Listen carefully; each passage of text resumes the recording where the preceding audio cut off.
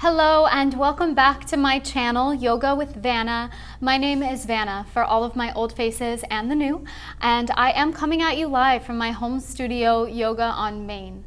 So today we are just going to be moving through a short little flow, again focusing on the head, neck, and shoulders. If you've been following along with me last week, I did my absolute favorite shoulder stretch of all time. I do realize that that shoulder stretch can be a little intense and a little bit more of an advanced movement. So today we are really taking that beginner's mind back to heart and bringing it back to the beginning basics of yoga. So put on something comfy, grab a bottle of water, your favorite cup of tea, and meet me on your mat in Sukhasana, easy pose, crisscross applesauce. Let's get started. So here we are on the mat. We are in Sukhasana, easy pose, crisscross applesauce. You can always take a half lotus or full lotus position if that's within your practice this afternoon. You can always take a folded up blanket, which you see I have mine right here. If you're really focusing on elongating the spine, or you do have lower back issues, tension, stress, problems, it's always good to place something underneath those sit bones. You can use a pillow, a block, really anything at home that offers you support and stability. So you just want to take that item, place it underneath the sit bones, and take a moment here to pull the flesh away from the sit bones to ground down into the earth. And I'd like to invite you here to take a moment to close the eyes. The hands can fall heavy, either palms up or palms face down on the thighs. And I'd like to invite you to bring your attention to the subtle inhale through the nose and exhale through the mouth with a sigh. Calming the mind, focusing the emotions, and becoming present. If you find your mind, if at any point during this practice that your mind begins to wander, I'd like to invite you to gently state within your mind's eye that I am thinking, and then gently bringing your attention back to the inhale through the nose and exhale through the mouth. Beautiful. And fluttering the eyes open, we're going to start off with a breathing technique actually called Robin's breath. It's really great if we are working on moving the body with the breath. So you'll hear that a lot when we speak or talk in yoga about making every movement match the breath. So Robin's breath is a great place to start. So we want to begin with hands at heart center, Anjane Mudra, pressing the chest forward, letting the shoulder blades melt down the back, and as always, finding the space between the shoulders and the ears. And what that means is we're just pulling the shoulders away from the ears, creating as much space here as possible. Most of us, I'm for sure me, I always walk around with my shoulders up to my ears, especially when I'm stressed or upset or generally dealing with everyday life. It's not uncommon for us to walk up here. So we really want to focus on rolling those shoulders back, relaxing the shoulder blades down, bringing our hands to Anjane Mudra, and taking a moment to center. Beautiful. And setting up for our Robin's breath, it's an inhale, pulling the breath deep into the belly. As you exhale, your fingertips are going to shoot forward, your chin is going to drop, your spine is going to round.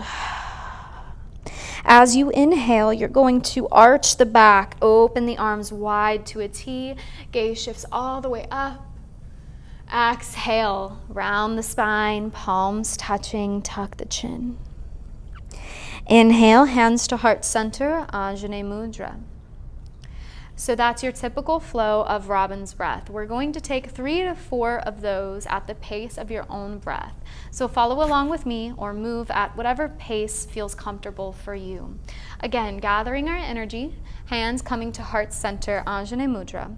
Inhale, pull the breath deep into the belly. As you exhale, fingertips shoot forward, round the spine, tuck the chin. Inhale, arch the back, open the arms wide to a T, gaze lifts. Exhale, round the spine, tuck the chin, palms together. Inhale to center. Exhale, fingertips shoot forward. Inhale, arms open, arch the back. Exhale. Inhale, back to center. Exhale, fingertips shoot forward. Inhale. Exhale. Beautiful. And one more. Exhale, fingertips shooting forward.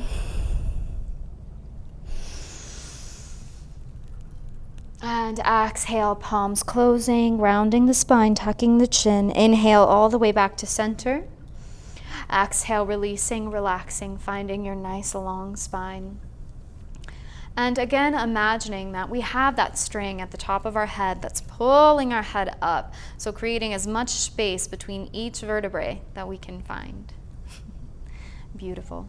And inhale, gather your energy, reach the arms way up by the ears. Exhale, palms come together in front of the chest, finding Ajna Mudra.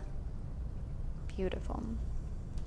From here, we're going to inhale, open the arms wide to a T.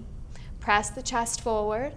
Exhale, you're going to give yourself a hug. So wrap the arms around yourself, grab the shoulders, pull in, tuck the chin, let the head relax.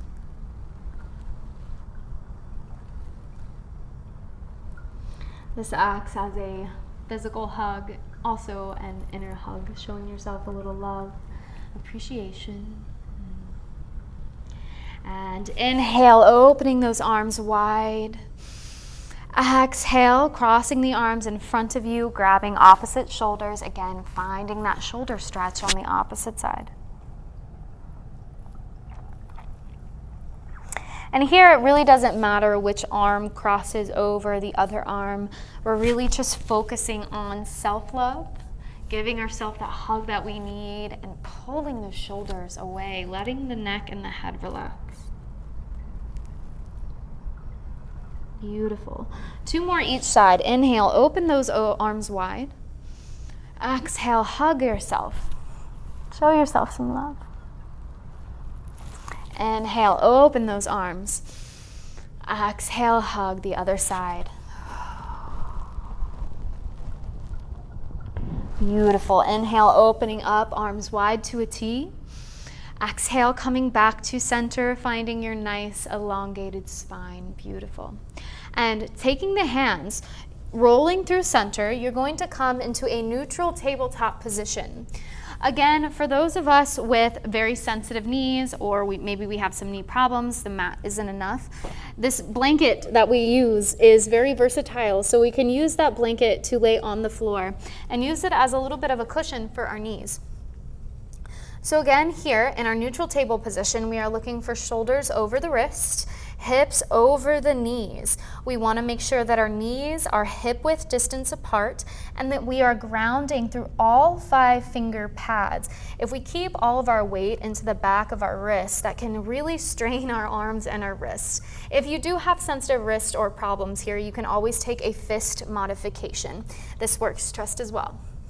Remember that wherever you are is exactly where you should be. So finding our foundation, we can either root through the tops of the feet, which means that we're pressing into the tops of the feet like so. Or if you need a little bit more stability and a little bit more balance, you can always curl those back toes under. Me, myself, I'm going to root through the tops of my feet. And we're going to move through just a few cat-cows. So inhale, drop the belly, in other words, arch the back, lift the gaze all the way up to the ceiling.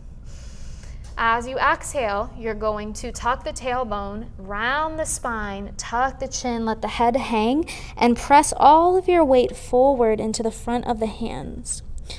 And we're moving at the pace of our breath. So as we inhale, we arch the back, lift the gaze, finding cow. Exhale, round the spine, tuck the chin, press into the front of the hands for cat. 2 or 3 more.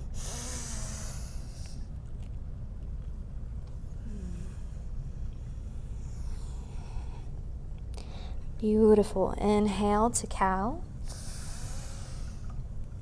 Exhale to cat. And one more, inhale to cow. Exhale all the way to cat. Beautiful. Really press into all 5 finger pads and come back to center, our neutral tabletop position. From here, if you are a beginner, you may want to curl those back toes under to provide a little bit more support and stability. As always, as we inhale, we are pulling the breath deep, deep into the lower belly. Inhale. As you exhale, you are going to walk the hands out in front of you, pressing the chest towards the mat and letting the gaze lift towards the fingertips. Ideally, we want to keep our hips directly over our knees. If they do come a little bit farther back like so, that's absolutely okay. Just remembering that where you are is where you should be. Maybe taking a moment to let the forehead rest all the way to the mat. Feeling the stretch all the way down the back and the shoulders. This is called puppy. Inhale deep into the belly. Exhale, let it go. And on your next inhale, you're going to begin to rise. So walking the hands all the way up, finding your neutral table position. As you exhale, uncurl the toes, let the sit bones come all the way back to the heels. Walk the hands out in front of you and let the forehead come to rest onto the mat. Into Bhaktasana or devotional. You can take a wide-legged version of this, so your knees out to the wide edge corners of the mat. Or you can always take a child's pose or balasana position, so bringing the knees together, letting the body fall over the knees. Remembering that wherever is accessible to you, wherever you are, is where you should be. And taking a moment to really breathe and connect. Again, if you find your mind beginning to wander at this point, because a lot of times I know mine does myself, just bring your attention back to I am breathing, I am inhaling, I am exhaling. Beautiful. And on your next inhale, you are going to rise and shift the weight all the way into the front of your hands. If you can't do this in one swift movement, that's completely fine. You do want to take the time to remove any blanket or prop that you may have been using and just kind of scoot that out of the way. So as you inhale, we're pressing all of our weight into the front of our hands and coming to rest on the lower belly. Let me scoot onto my mat. And continuing with our shoulder stretch, you're going to want to extend your right arm out to a T, palm face down. Your left hand is going to come underneath the shoulder blade, hugging the elbow in towards the midline, pressing into all 5 finger pads, head relaxing, legs zip together, big toes and heels touching. On your next inhale, you're going to press into that left hand and roll over the right shoulder blade, coming to rest and pausing here. Now I do realize that this itself, I know you can't see me over there, but this itself can be a little bit of an intense stretch. So if we can't bring our legs all the way back here like mine, feel free to roll over and do almost a side plank version of this, only moving until you feel a pull or tension or release within the shoulder.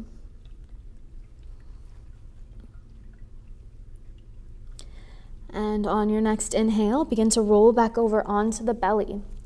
As you exhale, you're going to extend, switch the direction of your arms. So your left hand is going to go out to a T, palm face down. Right hand is going to come underneath the shoulder blade, plus pressing through all 5 of those finger pads. Hugging the elbow in towards the midline. Inhale, press into that right hand, roll over the left shoulder, pulling that right leg behind you, and finding wherever your comfort level of stretch is.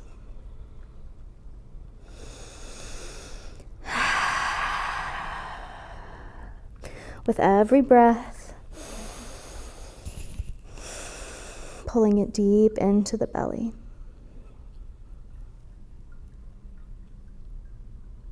Beautiful. And on your next inhale, begin to roll back over onto the belly. As you exhale, you're going to bring both hands underneath the shoulder blades. And this is kind of just to give us an example of where our elbows are going to go. So you want to press up, replace your hands with the elbows. So your elbows want to come directly under the shoulder blades. You want to activate your serratus muscles so that we are pressing up. We don't want to sink our shoulders up to our ears like this. We want to activate the muscles. Press up, creating as much space between the shoulders and the ears as possible.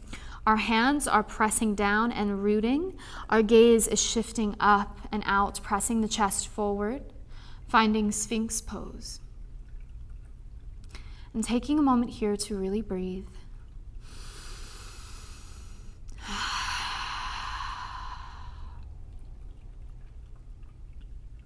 If you've been following along with me, we probably ended in Sphinx pose. So we're up on the elbows, pressing the chest forward, finding that nice arch in the back, zipping our legs together. At this point, go ahead and release where you are, and in whatever way you can get there, come to rest on the back. Arms and legs stretched out long beside you, and find Shavasana. Shavasana, or corpse pose, we can hold anywhere from 2 to 10 minutes.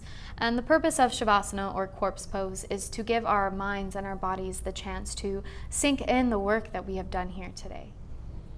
Thank you so much for following along with me today. Of course, if you'd like to see more, you can always follow me on social media, on Instagram and Facebook at Yoga with Vanna, and my brand new YouTube channel, Yoga with Vanna, as well. Thank you so much for joining me today. If you liked what you saw, or maybe you want to see something a little bit new, go ahead and drop a comment, share, like, send me a message. I hope to connect with all of you. Namaste.